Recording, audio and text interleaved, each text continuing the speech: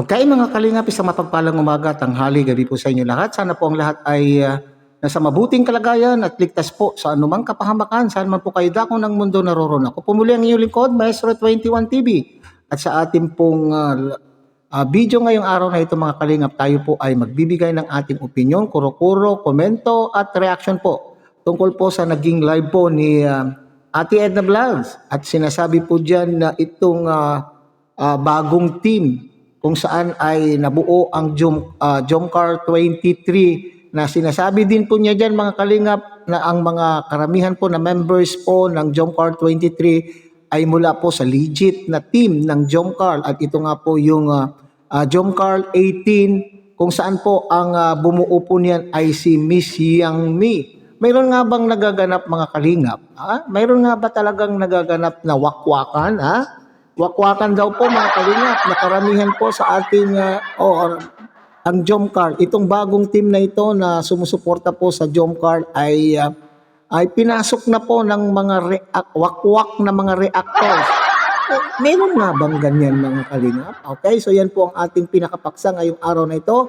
So bago po yan, tayo muna po ay magbibigay po kay sa ama at founder po ng Kalingap, Kuya Bal Santos Matubang, at tangkilikin po natin Edna Vlog, Kalingap Rob, Kalingap Dan, at kung bago lang po kayo sa munting channel na ito, sana po ay inyo rin pong tangkilikin sa pamamagitan po ng inyong pagbibigay ng like, share, and subscribe, at tuloy pindutin na rin po ang notification bell, at nang sa ganon, tayo pa rin po ay magkita-kita at magsama-sama sa susunod pa pong mga reaction videos na ating gagawin. Likewise, may shout-out po sa ating Pangulo ng Carepa, o sa ating mga kasamaan po dyan sa Carepa, lalo-lalo na po sa ating Presidente Javier De Leon, aka Birador. Okay?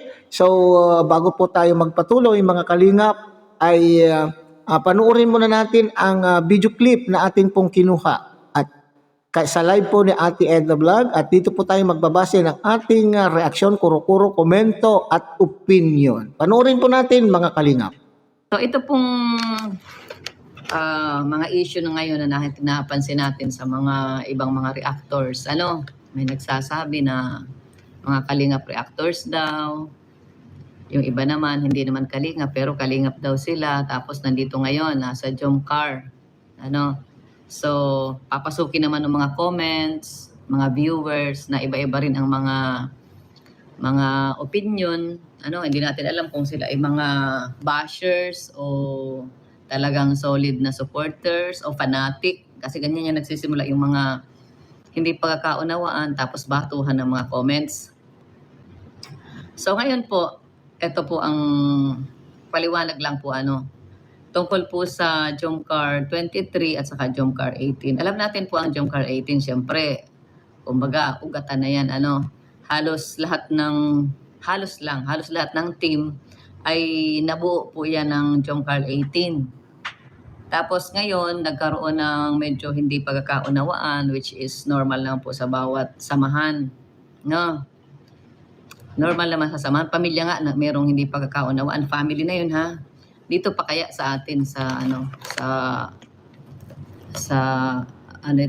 community sa social media dito sa atin sa Kalingap. So meron pong hindi pagkakaunawaan. Ngayon, balansehin po natin. Ito pong Jomcar 18 ay kumbaga stable na siya, established na siya. At nakita po natin na meron silang pagtulong na ginagawa, hindi lamang po sa kay Jomcar, kay Jomar at Carla, kundi pati na rin sa ibang program ni Kuya Bal. So, tama po yun.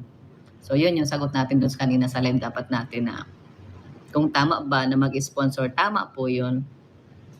Ngayon, ang tanong, ang nagiging issue kasi, bakit daw daladala pa yung pangalan na Jomcar 18, ay iba naman lang tinutulungan. Ay, syempre po, at yung Jomcar 18, yan po yung grupo nila, yung pangalan nila nung sila magsimula sa Kalingap. Diba? Hindi man ibig sabihin porque Jomcar 18 ay kay Jomar lang at kay Carla lang sila pwedeng magbigay. Wala pong ganon.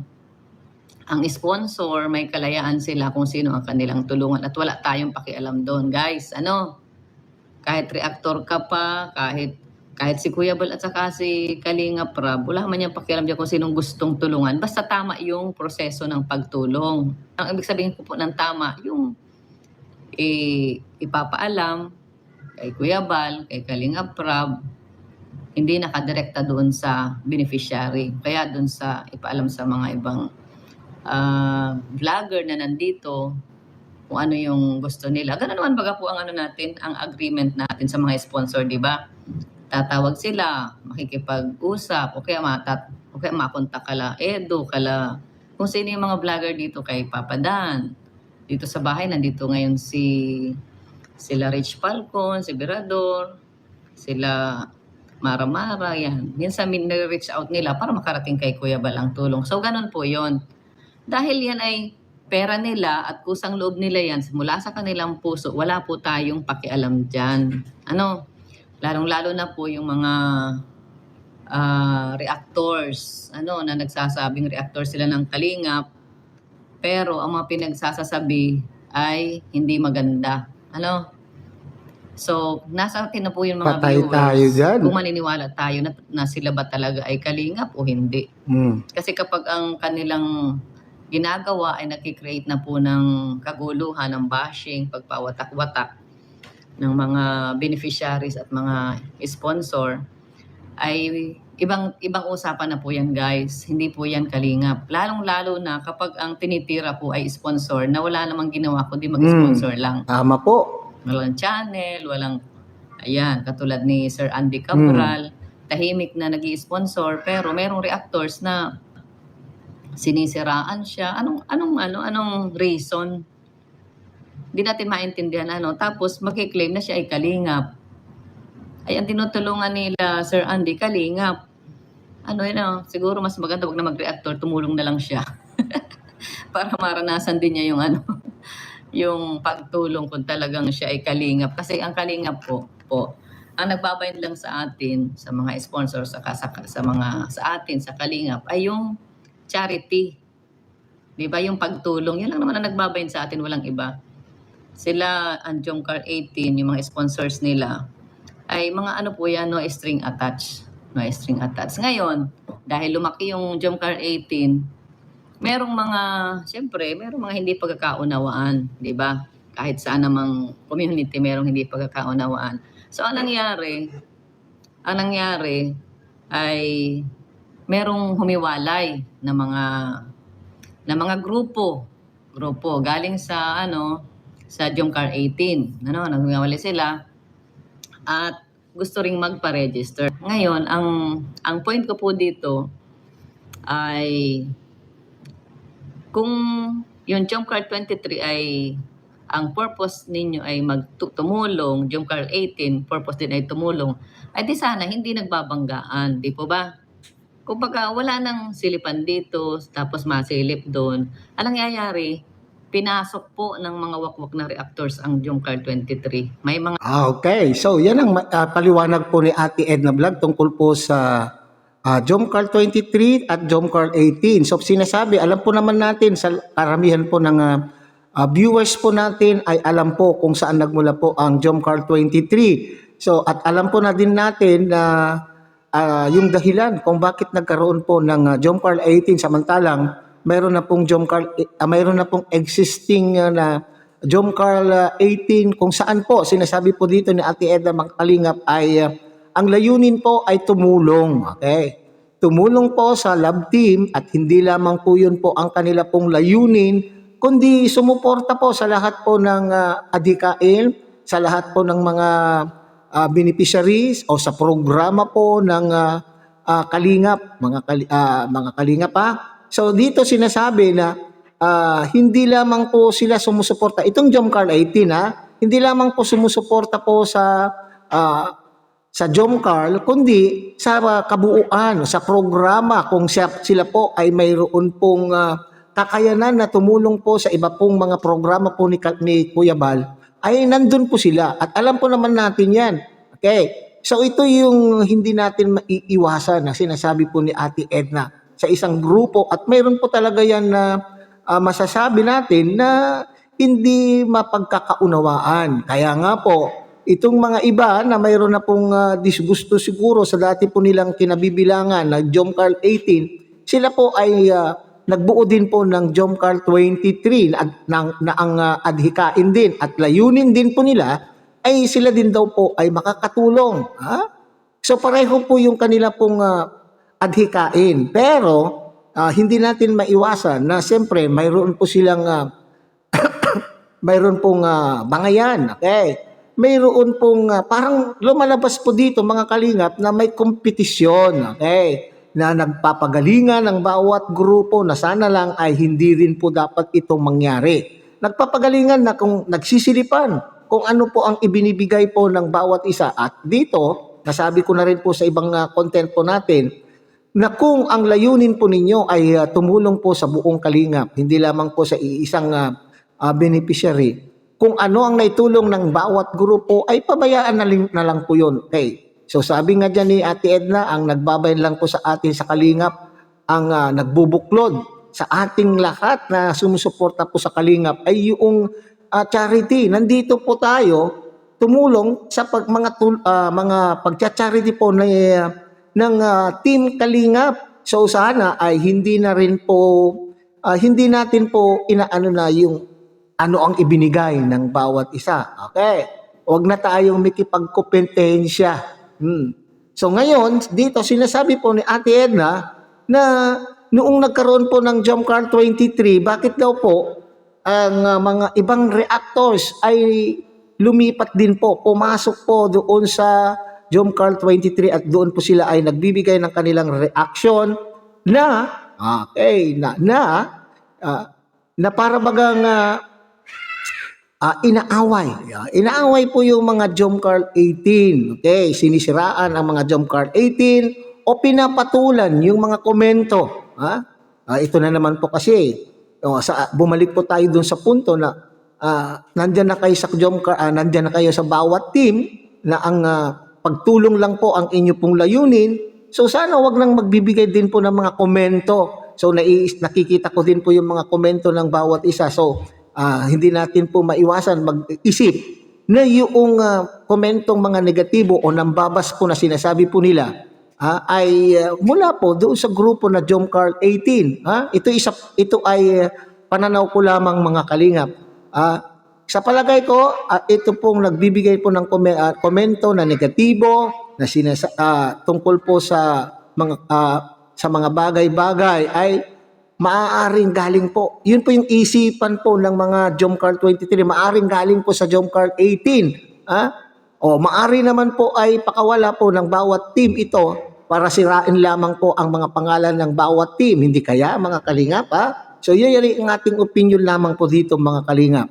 Okay, ipagpatuloy po natin. Mga nakapasok. Ibig sabihin ay ngayon kasi dahil wala silang mga reactors, sino ang mga nagre-reaksyon sa kanila? Yun pong mga kung sino-sino na nagpapakilalang kalingap daw sila. Tapos, pero ang topic nila, sirain si Yang Mi, siraan si Andy Cabral, si Sir Andy, siraan si yung mga nasa Jomcarl 18. So, hindi po tama yun. Simula dun sa comment ng mga viewers, kinakampihan ng mga reactors na nagla-live laban dito sa Jomcarl 18. Na mali. Mali po. Kasi ang Jomcarl 18, yan po ay legit na isang grupo ng mga sponsors po yan na walang ginawa kundi mag-sponsor lang. Mag-sponsor. So, wag po ninyong sakyan yung mga comments ng mga yung mga comments sa pag kayo naka-live comments, ganyan. Tapos parang nangyayari, parang nagpapagalingan tuloy yung Yan, tama. Na hindi tama. Iisang lang po yan. Grupo na nagsimula sa Jomcarl. So ngayon, kung magpapatuloy po kayo ng ganyan-ganyan, ang masisira, Jomcarl, di nyo po napansin, ibang mga sponsors na nag-create ng mga bagong grupo nila, nandun na ngayon kay Mick Chris. Pero hindi ko naman sinasabi na huwag kayong pumunta doon tama lang po yun kasi yun ay bagong beneficiary, nangangailangan. Pero wag natin kalimutan yung pinagmula natin na yung Jump Car 18, hindi po yan pwedeng umaalis kasi mayroong narinig ako doon sa live na na parang buwagin na, wag nang gamitin. Bakit hindi gagamitin? Ay pangalan man lang. Dapat masaya pa nga kayo. Si Jomar at saka Jomcar, masaya yan Correct. sila. Bakit? Kasi daladala yung pangalan nila. Oo. Kumbaga pride nila yun. Na kumbaga sa pagtulong ng Jomcar 18 ng mga reactors na nanggaling sa kanila, kasama sila doon. Diba? So hindi na yan kasi pangalan na yan ay nandyan na yan. Hindi mo pwedeng tanggalin. So ngayon, sino ang gusto nilang tulungan? Tutulong sila. Oh, walang problema dun. Tutulong sila kala Jomar. Walang problema. Kay Carla. Gano'n na lang po. Tapos kayo naman po mga tayo naman ng mga viewers, mga supporters. Huwag natin pagparasilipin yung mga ginagawa nila, yung pagtulong nila. Kasi nga, ay sa Kalingap yun. Sino bang ang Mikris? Di ba Kalingap? Sino ang Jomcar? Kalingap. Tapos sabihin niyo kayo kalingap din, reactors. Baka kayo ang hindi kalingap, di ba? Yung mga pumapasok doon sa mga reactors na kalingap, tapos binabanatan yung kapwa kalingap. Limot na po ninyo yung rules na na walang banatan. Dapat ang reactors hindi sa kapwa reactors. So, tingnan natin, baka yung lang tayo, sa bibig lang tayo kalingap, pero yung puso natin talaga silent bashers pala. Marami pong ganyan. Mga sa pangalan, syempre Kalingap at kumukontent sa Kalingap, reactors ng Kalingap, member pa ng ng Karepa o kaya ay ng ng KFAG o kaya ay ng mga member diyan sa pangalan, pero yung palang mga nila, mga pag nagla-live, ayun, mga ini-entertain yung mga bashers. Okay, ini-entertain ang mga base. So pinakabuod po ng sinasabi po dito ni Ate Edna Vlog, mga kalingap, ay huwag tayong makipagbangayan sa ating kapwa reactors kung sino po. Dapat kasi mga kalingap, dito po pumapasok yung sinasabi natin na rules na sinasabi po ni Ate Edna na huwag tayo makipagbangayan. Baka na daw po nakakalimutan po natin ang mga rules. Lalo na po itong mga, para baga kasi hindi maganda. Okay? Hindi maganda na tayo pong mga kalingap reactors, kung ano man pong team ang kinabibilangan po natin, ay tayo po ay tawag doon sa isang team, associated or anong tawag diyan?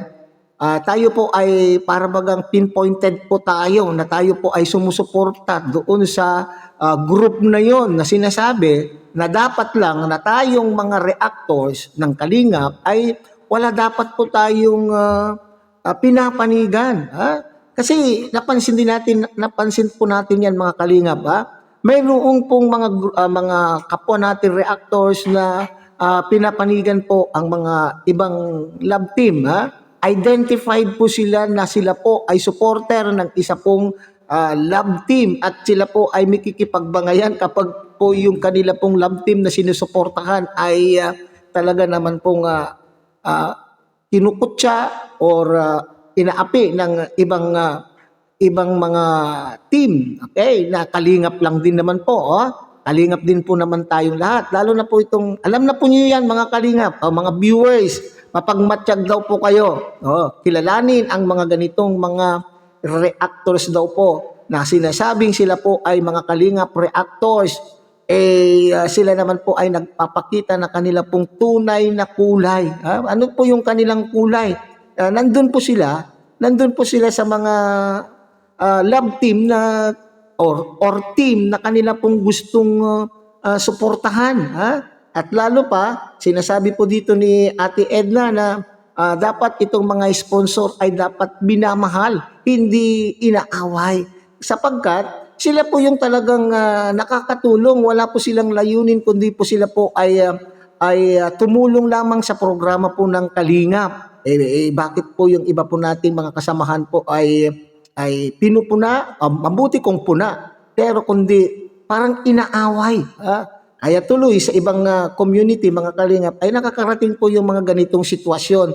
Tayo tuloy po ay napupulaan na tayo ay nagbabangayan at hindi magkasundo sa isang bagay. So mahalaga po dito yung pagkakaisa. Wag natin daw pong awayin. At pareho lang din po yung panawagan po ni Kuya Bal na mahalin po natin itong mga sponsor. Hindi po dapat natin inaaway. So yun na po ang pinakabuod po ng sinasabi po ni Ate Edna na kapag daw po mga viewers, kapag daw po may mga ganitong mga reactors ay alam nyo na ang inyo pong gagawin sapagkat sinasabi sila daw po ay mga reactor ng Kalingap pero baka naman po sa katotohanan ay wala po sa kanilang puso ang pagiging Kalingap kundi Kalingap lamang daw po sila dahil sa bibig. Kalingap lamang po sa bibig at kalingap lamang po sila ng dahil sa kanila pong makukuha na benepisyo sa paggamit po ng salitang kalingap at sa pagko-content po ng kalingap at mayroon po silang personal na intention kung bakit po nila tinatawag ang kanilang mga sarili na sila po ay mga kalingap reactors. Mabuti na lamang po mga kalingap sa Karepa na kung saan po tayo po ay nakabilang. Wala po akong alam na mga ganitong mga reactors na nagpapakita po ng kanila pong kulay, kung sino po yung kanila pong sinusuportahan. At sinasabi pa po dyan ni Ate Edna Vlog, yung daw pong mga palamurang mga kalingap na po. Sinasabi daw po dito na bawal po magmura ang mga kalingap reactor. So hanggang dito na lamang po tayo mga kalingap. Muli, tangkilikin po natin Kuya Bal Santos Matubang, Ate Edna Vlog, Kalingap Rob, Kalingap Dan. At siyempre muli, pinapakiusapan po kayo ng inyong pong lingkod na sana po ay inyo rin pong tangkilikin ang munting channel na ito sa pamamagitan po ng pagbibigay po nyo ng like, share at subscribe at tuloy pindutin na rin po ang notification bell at nang sa ganun tayo pa rin po ay magkita-kita at magsama-sama sa susunod pa pong mga reaction videos na ating gagawin. Muli isang mapagpalang umaga, tanghali, gabi po sa inyo lahat. Mabuhay po kayo at God bless everyone.